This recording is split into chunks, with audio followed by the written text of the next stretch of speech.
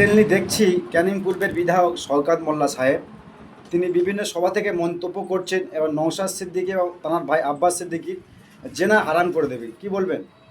ও আতঙ্কিত আছে। ও নিজেই ঘুমাতে পারছে না। ওর নিজের জিনা হারাম হয়ে গেছে, যার কারণে এই ধরনের ভাষা ব্যবহার করছে। রাজনীতিতে এই ধরনের ভাষা ইউজ করে কারা? জিনা হারাম করে দেওয়া, এটা গুন্ডাদের ভাষা। এই ভাষা ব্যবহার করছে, তার মানে কি ফেড আপ হয়ে গেছে। সাধারণ মানুষের উপরে ভরসা নেই, আস্থা নেই, সাধারণ মানুষের ভালোবাসা কোনো মতে পাচ্ছে না। যার কারণে এই ধরনের ভাষা ব্যবহার করছে। এটা রাজনীতির ভাষা নাকি এটা? তো আব্বাস সিদ্দিকী এবং নওশাদ সিদ্দিকী ভাঙড়ে এসে নাকি সন্ত্রাস চালাচ্ছেন, তিনি অভিযোগ করছেন। সেটা সাধারণ মানুষ জানে। শান্তি ভাষা ব্যবহার করছে, শান্তির বার্তা দিচ্ছে, না ওখানে অশান্তি তৈরি করছে?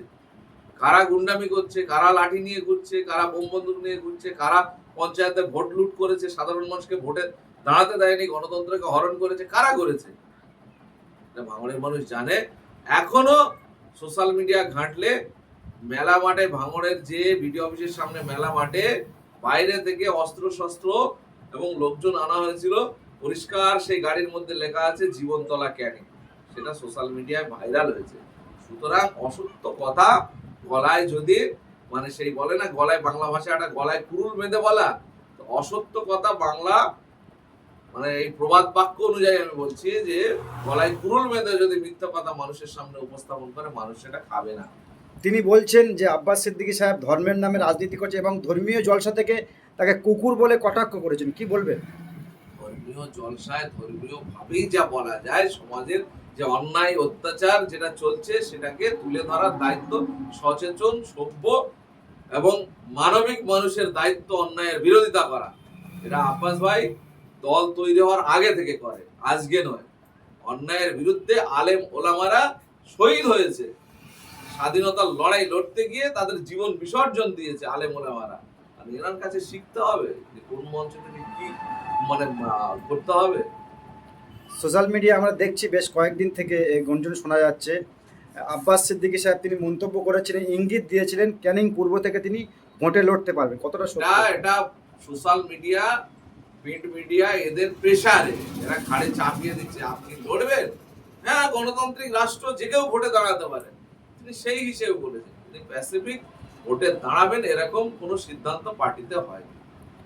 2021 সালে আপনারা বাম, কংগ্রেস এবং আইএসএফ সংযুক্ত মোর্চা তৈরি করেছিলেন, সেক্ষেত্রে 2026-এ দাঁড়িয়ে আপনারা কি সংযুক্ত মোর্চার আমরা অলরেডি অন্য রাজনৈতিক দলগুলোকে আমাদের পার্টির প্যাডে, পার্টির পক্ষ থেকে আবেদন জানানো হয়ে গেছে, সেটা সোশ্যাল মিডিয়ায় ভাইরালও হয়েছে, যে আমরা বিজেপি তৃণমূলের বিরুদ্ধে ঐক্যবদ্ধভাবে সব রকম শক্তিকে এক জায়গায় করে, ধর্মনিরপেক্ষ সব রকম শক্তিকে এক জায়গায় করে, সেখানে মূল শক্তি সিপিএম এবং কংগ্রেস, তাদেরকে নিয়ে বা তাদের সঙ্গে আমরা আগামী দিনে 26-এর লড়াইটা মজবুতভাবে লড়তে চাই।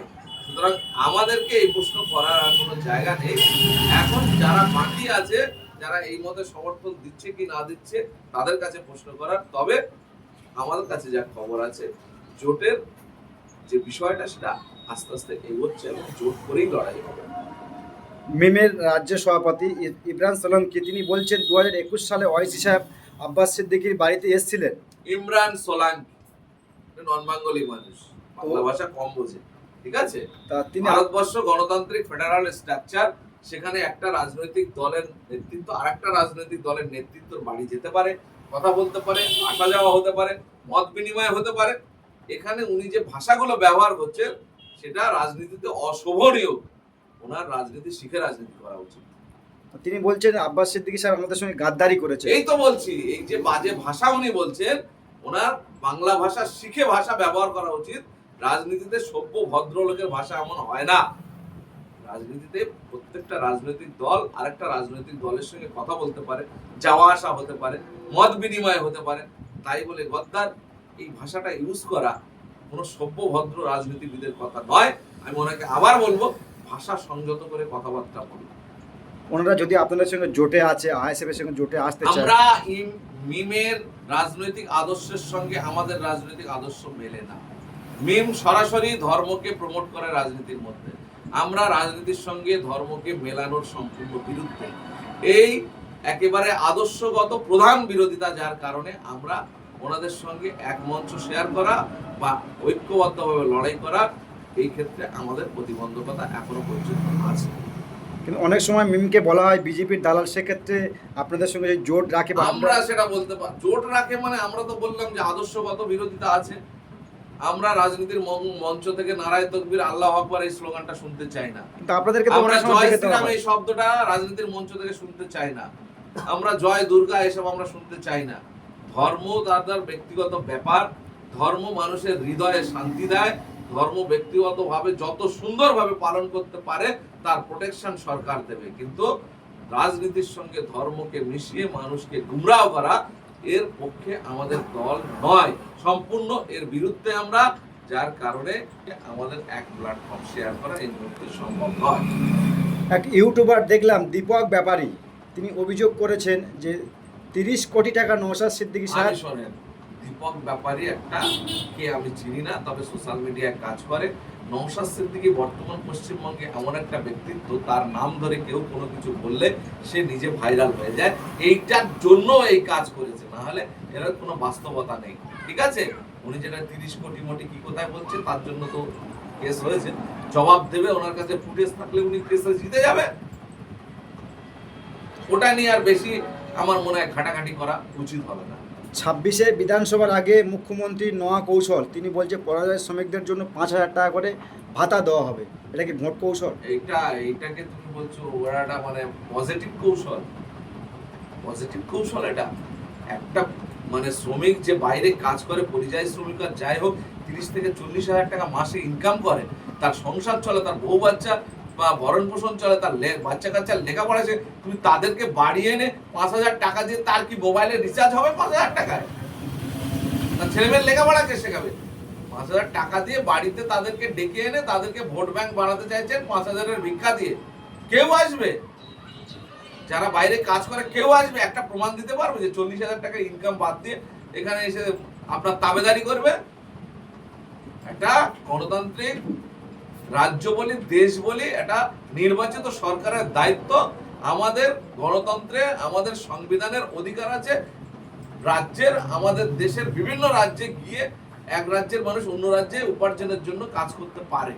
এই সাংবিধানিক অধিকারটাকে মজবুত করা বাদ দিয়ে উনি বলছে সব বাড়ি চলে এসো।